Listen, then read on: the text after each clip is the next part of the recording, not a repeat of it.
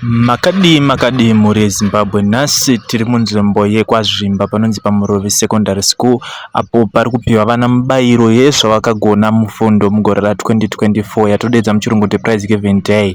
Tiri kuona vaenzi vanoremekedzwa varipo, traditional leaders, vari Ministry of Education nevamwe munharaunda vagere vaungana pano kusanganisira vana vechikoro vakadzidza pano kusanganisira madzibaba Norest, Tete Nyirenda, avo vaona zvakakodzera kuti vave part and parcel nezviri kuitika mubayiro iri kupiwa vana vechikoro vakagona mune zvavakadzidza mugore ra2024. Muri Zimbabwe zvinofadza zvikuru kuona vakadzidza pane chikoro vachidzoka vachiita bring back to the society. Zvinhu zvatinoremekedza zvikuru. Rega tipinde munyaya tinyatsonzwa zvizhinji pamusoro penyaya iyi. Right. The right person in the right time. Tokumira mutevere padhuze. Vana vechikoro kumberi uko. Ini ndiri manager wamadzibaba Norest. Pandinotaura ivo madzibaba Norest havatauri. Ngatichobvere uko. Vana vechikoro uko. Totuma maticha nembomba here. Panapa pane zvipo zvabva kuna madzibaba Norest. Muchandiregerera mbidzo bosi nongoti gaga nondakajaira kutyika vanhu. Ini kana paredhi ndokumbira kuti nditaure. Saka ndichataura zvinhu zvangu muchidimbu chingoti gaga zvanzi sabhuku hlohla apiwa mari inoita $400 namadzibaba Norest. Ngatichovhere kudhuze uko. Vana vechikoro kuri sorosoro uko. Madzibaba Norest vane mari yavabudisa. Vane mari yavabudisa inoita $400 yava sabhuku hlohla. Ini manje anigondera chindele kona kuvhunika rurimi nezvikonzero asi muchandiregerera. Ngatichovhere mudhuze. Sabhuku hlohla ndichasvitsa zvandagamuchidzwa kuti ndivape namadzibaba Norest.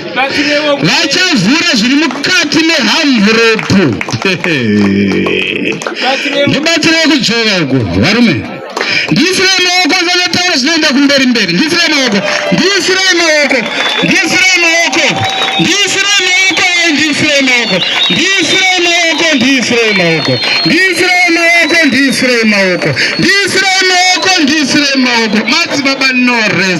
Madzibaba Norest. Shamu yevaro. Tine chipo chechipiri. Chipo chadu chechipiri chiri kuenda kuna Sabhuku Makunda. Manager. Zvakanaka ndinozvidawo. Hanzi chikona makingwas. Hanzi zvakanaka ndinozvidawo. Sabhuku Makunda wapiwa mari na $350 USD. Mari yabva kuna Norest hlohla. Mwana wenzvimbo inoyi. Chizvarwa chapanapa. Ndakanzwa naHeadmaster kuti vangariri dofu. Sabhuku wapiwa mari na $350. Mazvida. Pamusoro iyi vanoremekedzwa mose muri pano. Chipo ichi chandapiwa pano chakanzi $350 US kubva kumwana wokubereka sekuungana kwatakaita pano. Regai ndikusanangurire ndichiti ndini ndine zamo rakayamwisa vana vamuri kuona vaita chishamiso chiri pano ichi. Chechipiri chandafarira chinhu chimwe chete, tanzwa ndikubirwa kuno. Mushongo wevaroyi, mushongo wokuba, nhasi uri pano. Ndazokorora, wabirwa wose. Apwanyirwa window pachikoro kana pakava papi. Huya pano, nhamo yako yapera. Vana vokubereka. Ndinotenda zvikuru. Batisisai mashoko angu. Havena kuti mukomana wandiri kutaura munomuziva here. Norest ari padhuze here. Mwana wekubereka uyu. Uya padhuze. Afamboga. Iye anenzi gondo wacho. Isimbi chibaba vanofamba vose. Ndo vana vandakabereka. Kana chini ndakabereka ndindakayamwisa baba vakatumbura varipo. vanonzi Patrick Shosha ndo varizive vana. Ndatenda vana vangu mandinyadzisa. Zvinokudzwa. Mbiri yenyu ichaenda mberi. Pasi nekudenga. Ndatenda.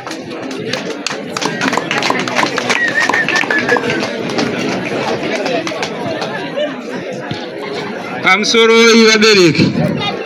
Ini ndini vanenzi vaShosha vakabereka mwana wangu anenzi Giant. Ndauye pano mumuone Giant uya pano Giant Shosha. Giant Shosha. Ndini ndakabereka murume. Murume uyu ndiye anenzi baba vamazi baba no rest. Munhu akazvimiririra. Right, tichimhanyidzana nenguva dzedu. Tinavo mudzidzisi Mr. Rukuni panapa. Kumina ndoko msikufa takaita manje. Mr. Yekuti avapiwa mari $50 na no rest Shosha anova mwana wenzvimbo ino. Ngatisei maoko. Kumashure uko. Kana une ruoko rumwechete so. Kana une one hand ita so. Ngatisei maoko. Munozabana tangira huroyi. Ndamukudza tangira huroyi manje. Huroyi unotangira pakurwadziwa nezvapiwa munhu. Tingapewa changa pengoisa maoko so. Tati kana une one hand ita so. Ngatisei maoko. Ngatisei maoko.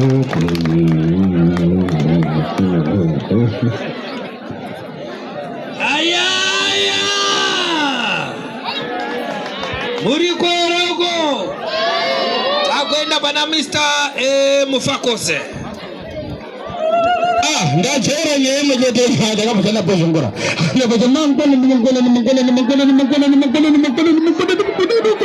Anenge achita seko. Kina Mr. Mufakose panapa vane mari yaita $150. Ndiri kutya kukusvitsa ndobofuna kubovhura ndiri kuseri. Ndovhura here. Ndofunga kumbovhura mari ndiri kuseri. Asi zvisinei ndokumbira kuti ndikusvitse mari yaita 100. And izvi zvipo no rest madzi baba no rest madzi baba no rest. Mwana akadzidza pano kao. Hanzi akabaile mahiu. Ndandikona kuti message akabaile hanzi akafoira. Hanzi ranga ridofo. Asi nechikonzero chekuti akabvuma kurayirwa. Tina agent wake watinaye panapa po. Madzibano rese ane maagent ande 77 muno muZimbabwe. Vano maagents awande 77 muno muZimbabwe. Kana muchinge mafunga kuwabata ndati kana maze ndinyengerera manitengera Zambezi ndozotaura namba. Tichimhanyidzana nenguva dzedu tichienda pana Mr. Chifamba. Mr. Chifamba. Makugarabati.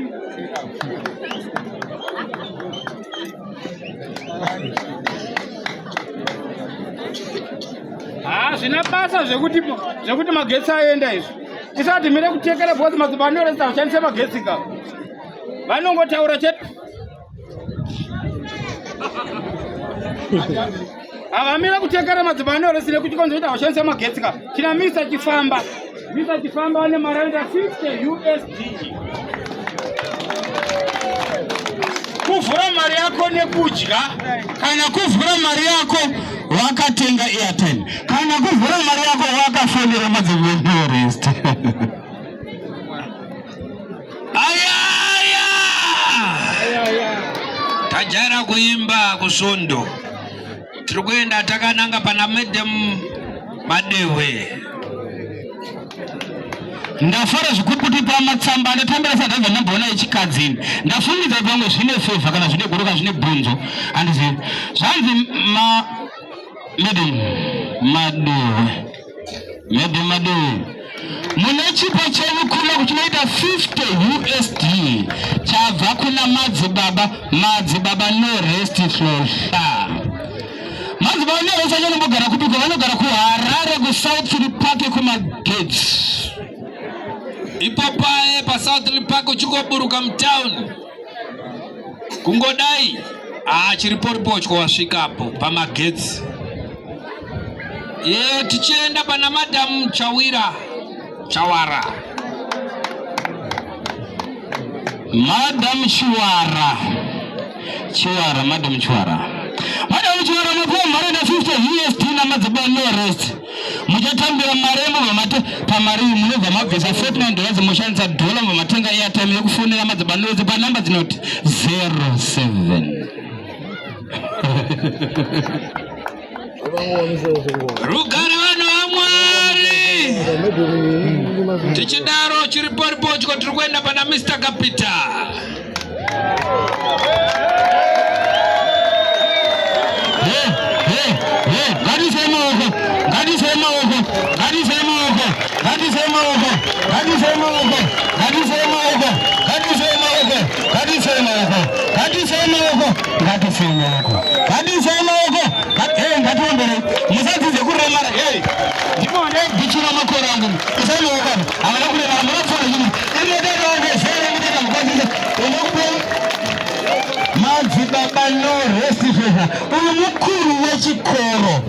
Mukuru wechikoro apiwa chipo namadzibaba no resi chinoita 2 ituchi ngatifembere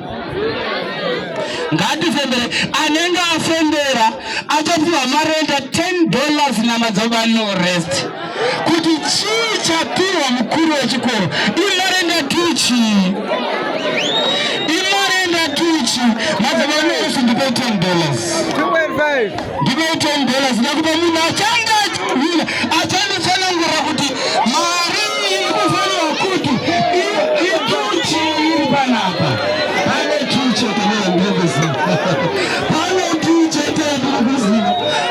tuchi yandikuziva ituchiko ananga akwanisa kutsanangura ngatide 1 munhu panguva imwe chete. Panapa sibabhawa muchandiregerera ndakakondera kuchikoro, ndikakondera kukamba, ndikakondera kumusangano, ndikakondera kupovo, ndikakondera kwakasiyana. Ndati 1 person at a time. Kwende bhapana apana shabhini pano munhu mwe ndokondera munhu mwe chete anonitsanangura kuti zvanzi ituchi yapiwa headmaster namadzibaba noresi. Madzibaba aimbosumukai madzibaba, imbosumukai ingondisumukira muchandiregerera mbijana. Kukusimudzai kwandaita hanguva ndichangokupawo $20 yekukusimudzai, asi ndichikwanisa kuzopa munhu $10 emunhu achataura kuti headmaster apiwa tuchiko.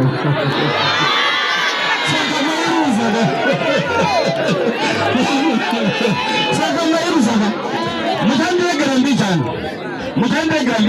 Zvatiri kuita panapa izvi zvinekwa zvichanobuda. Munogona kuzoonekwa makuEngland, munogona kuzoonekwa maSwaziland, munogona kuzoonekwa makuNiger, munogona kuzoonekwa makuNigeria, munogona kuzoonekwa muri kuMbare, munogona kuzoonekwa makuChipiti, munogona kuzoonekwa makwazvimba. Zvimba we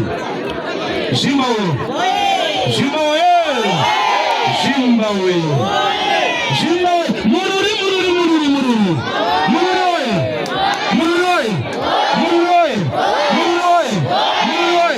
panapa pane here matenda kuti antu 200 chi ndangobvunza kuti neheadmaster pano here mwana anogona kunge akangoremarawo vamunodzidzisa pano pachikoro, akangoremarawo. Zvandina kurongera madzibaba ndati ndiri managing director wavo ani Marshall Beme. Ndokumira Marshall svika pano. Ndichakupa $10, ndichakupa $100, ndichakupa $1,000, ndichakupa $4 ndatiuya pano. Mari wakuna kabata pano zvimwe zvinomuda muhomwe ndati Marshall Beme zvanzi yepano mari yabva kuna madzibaba no rest nechikonzo chekuti Mr. Kapita zvanzi vapiwa marenda $200 namadzibaba no rest. Mari anoifanira kunge ndiri kupa munhu anoifanira kunge ndakupawo ndakupa murairidzi wechikoro, ndakupa murairidzi pane $200. Pamusoro inini ndangomirira kwete kutenda kwaiwa kuti tiri kutamba tichifamba ticharamba tichifamba, asi panguva inore nditenderei ndisimudze vaenzi ndisunungure vaenzi vanoremekedzeka handiti tosara tifamba vamwe vada kuenda guest of honor vedu saka maashas edu ndokumbira nevari kuda kufamba nenguva vanokwanisa kusangana nemaashas voenda kuimba yekudyira toenda tacho kuitira nguva dzedu asi varipo zvavo varida kuona zviri kuitika handei mberi nemutambo atenda siku pamusoroi tikukumbirawo vane green tinopinda muchatera maashas edu tinopinda mbuya vachakuratidza tokuroi vavo vatange kusimuka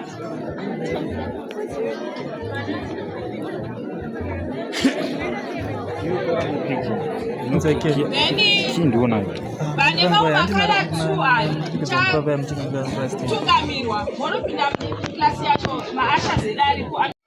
Tino reZimbabwe tiri kuno kwazvimba pachikoro tatavhizita kuti tione tiviti nese zvinoitika kunoko tina tete vedu vatinawo panapa. Tete ava vabatsiridza zvinhu zvakawanda kuti function nhasi ive successful.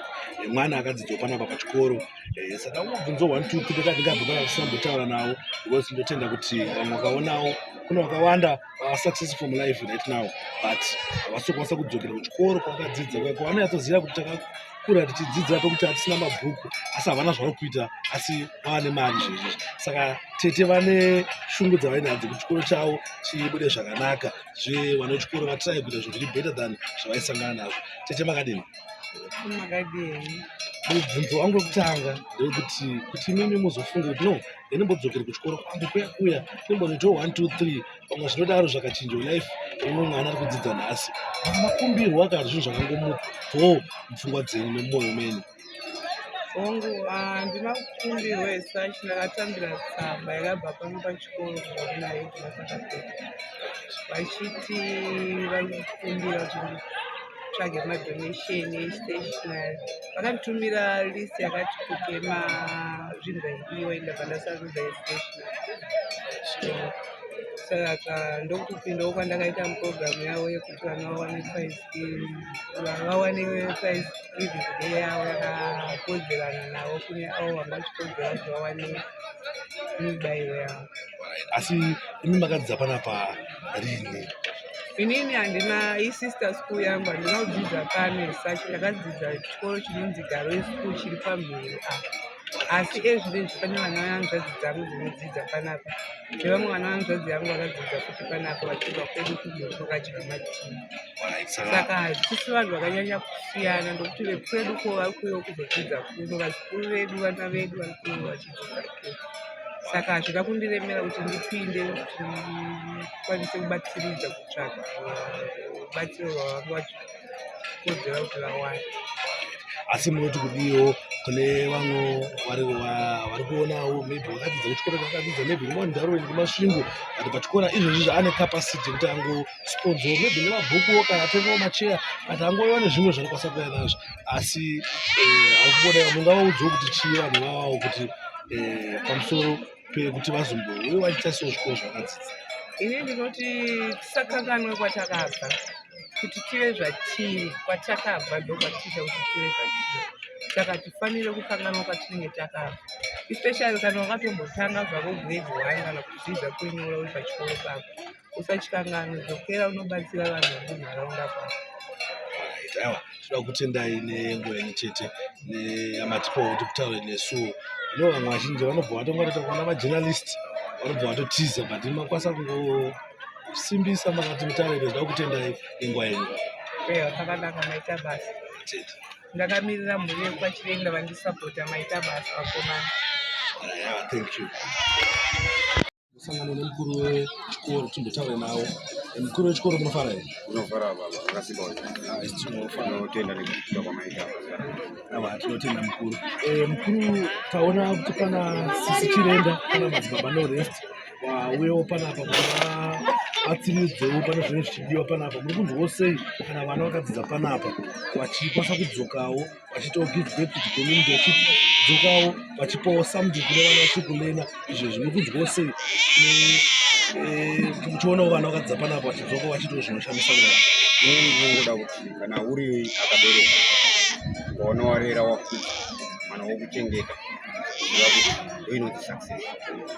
Saka isusu kudzoka kwevana vedu mushure munge takachengeta ndikada kutaura chete chirenda vakadzidza vatorwaunde kwademisipo pano asi vangoita chino chekuvezvinodzanisa zvakanyanya asi mukatarisa neuresi tamudzisa mbotomwana neuresi akanga ari mwana akanga achitoti academically zvainetsa consistency kuya kuchikoro and everything but he was good but unozama tarisirwa unoita ife anoti academically but at the end of the day aprova kuti academic adzega zvinosvibisa muntu and besides that kuratidza kuti ane mwoyo waanawo une charity mukati amane zvipamberi saka toda kuzvitenda izvo ende zvinotipa shungu yekuramba tichishanda toproduce vana especially vane mwoyo because muera yatakuenda yeheritage basically tichaona kuti we are turning tech tikuda vana vanobuda nemaskills and tabuda vana vanobuda nemaskills ukabuda nemaskills panoda a lot of input inoiswapo in terms of equipment use and everything else so that mwana abuda ari certified and saka tikuti isusu we need those partners vana vedu vachidzoka vachita plowback